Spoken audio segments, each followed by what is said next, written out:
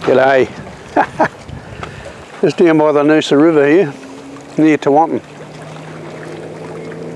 See all the boats parked out there, just a lovely spot. But I was thinking about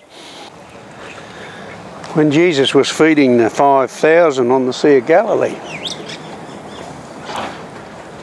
They didn't have enough bread to feed everybody, but there was a little boy there with his lunch.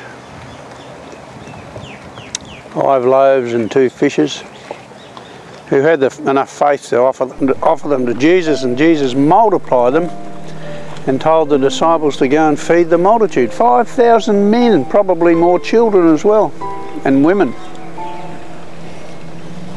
But then he goes on to tell the people that he is the bread of life. And if we feed on him and the words that come out of his mouth, there will be plenty left over.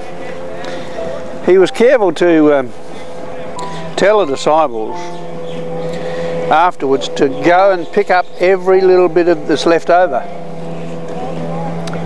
And it's a bit like that with his words.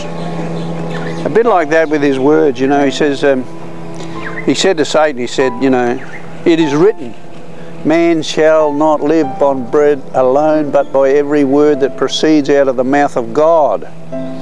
So as we meditate on his words, which are from the mouth of God, because God sent him to say those words, there is going to be plenty left over, baskets full. And he really keen to tell the disciples, go and pick up all the pieces left over. Don't waste them. So there's going to be words that proceed from the mouth of God that we don't take on board, that we don't digest straight away.